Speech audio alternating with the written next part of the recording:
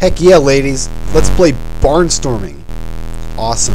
This is a brand new game that Activision just released for PlayStation 3, and I bought a PlayStation 3. No point lying about it. I bought it from Metal Gear Solid 4, just like everybody else did. Nobody had one, and then Metal Gear Solid 4 came out, and I got to buy one. But I was a little disappointed. I mean, I like Metal Gear Solid, but it's like now I own this really expensive system that I bought, and I've only got one game for it. Well, Final Fantasy 13 will come out. I'll play some of that. And then they said, okay, well, that's going to come out on Xbox too, and I felt, a little betrayed. Actually, I had to get some counseling because I've got this super expensive game console, and I'm only going to have one game. And the only other game that I was going to buy for it is, now out on some other console. But then Activision steps up to the plate, releases Barnstorming. This game is so sweet, you guys, and it's a PlayStation exclusive. You cannot play this anywhere but on the PS3. So, and obviously, I mean, it makes perfect sense. Look how extremely realistic these graphics are. It's like I don't even know how to describe them. They're just awesome, and not in the Bill and Ted sense of the word awesome. I mean in the biblical sense of the word awesome. They inspire awe. They inspire men to do great deeds. And you couldn't do this on the Xbox or on the sissy little Wii. I mean, this takes the raw processing power and the graphicality that you only get on the PS3, which is, it's amazing. The soundtrack is incredible. It's fully orchestrated. You can buy the soundtrack on iTunes. It costs $17, but guys, it's worth every penny. You will not need anything else on your iPod or on your MP3 player after you get the Barnstorming soundtrack. It's just that incredible. I almost feel like it's a sin to talk over it, actually. But alright, let's get down to business here. The point of Barnstorming is to storm through barns, and if you don't know what Barnstorming is, what you do is you fly around in a crop duster, and when you see a barn, you fly through it, just like that. And every time I do that, I get a point. Well, a point gets taken away. You start with 10 points, and you go down from 10 all the way to 0. Just like so. And then it gives you your time. I just got a time of 46 seconds, and now I'm going to try to beat that time. And in the way, you've got obstacles, like these birds here. They don't do anything to you. They slow you down just a little bit, and they fly forward. And I heard that PETA, the people for the ethical treatment of whatever, they were actually boycotting this game. And it's dumb, because, listen to this, guys. Originally, when you ran into a bird like this, like, yeah, naughty. You like that, don't you, naughty birds?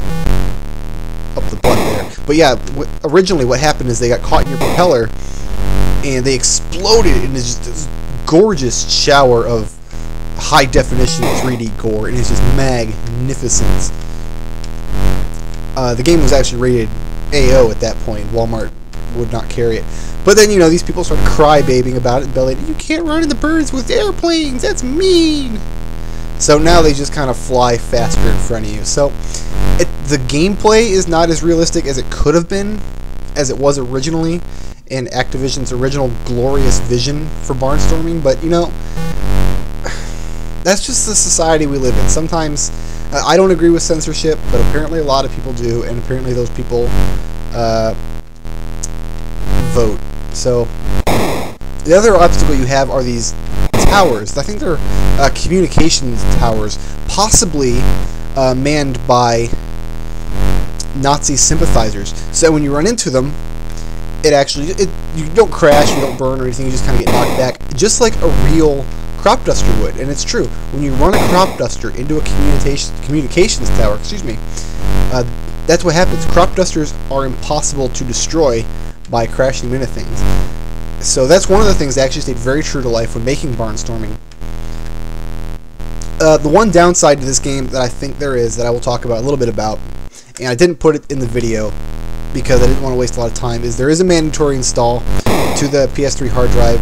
It takes about 46 minutes, and I don't know. I don't know really how I feel about mandatory installs to the PS3 hard drive, but I guess I can kind of see the point, because you wouldn't be able to do this kind of game, this incredible high-definition, extremely realistic barnstorming simulation directly from the disc, and I guess that if it's the difference between having to wait 40-some-odd minutes the first time I play it versus have like a 5-second loading screen every time I run into a bird, I guess I would pick the mandatory install. I guess it's not that really a big a deal. So, I mean, you can actually see a little guy's scarf coming off the back of his head there, and it's like flapping in the wind. It's amazing. So, oh man, I just ran into that weather vane. It's like jumped right out in front of me. Did not see it coming. So, I hear that, yeah, somebody's actually, I mean, set a world record. It's like they release these brand new games, and then almost immediately the leaderboards fill up with crazy cheater, hacker kind of guys. Guys like stormed 10 barns within like 18 seconds. It's absolutely unbelievable the amount of cheating that goes on. So, I guess one other thing I kind of want to talk a little bit about was you've got this renaissance happening right now with retro games. They got Bionic Commando Rearmed just came out, and Mega Man 9, and we got Street Fighter HD coming out soon. It's all these old school games that people are really starting to get back into. It's like, you know what, guys, that's not the way the gaming works. We have to keep innovating and keep doing new things. So maybe Capcom and the other companies will take a lesson from Activision and just really start pushing the envelope. Let's really see what these new consoles can do. And by new consoles, I just mean the PS3, because the 360 and the Wii they just don't stack up. And actually, you can't just really play this on one PS3. You actually have to stack two PS3s together to get the sheer amount of processing power required to push these kind of graphics. Oh man. So yeah, guys, Barnstorming, you guys totally have to pick it up. It just came out. It's $60. I mean, maybe if you wait a week, you might be able to get it used for $54 or whatever. It's on 3 discs, which the 3 Blu-ray discs, so you can tell how huge the game is. I haven't gotten to the credits yet. I don't exactly know how many people worked on this game, but I'm assuming it's the entire population of West Virginia worked on this game. That's my thought. So, guys, I really do want to keep talking about this game. I took the day off work today just to play some Barnstorming. I started playing at like 8:30 this morning. I'm still playing now. It's 9:30 at night, and I'm going to keep going all night. In fact, I have to stop talking to you guys about it because I mean, my times are really kind of sucking when I'm doing the Let's Play. So I'm going to go ahead and stop the video here. Thanks for watching me play some Barnstorming, and you guys need to run out and buy this right now. I'm Brickroad, and this is the first video in an 86 video Barnstorming set. So I'll see you next episode. Take it easy, guys. Bye. Go storm some barns.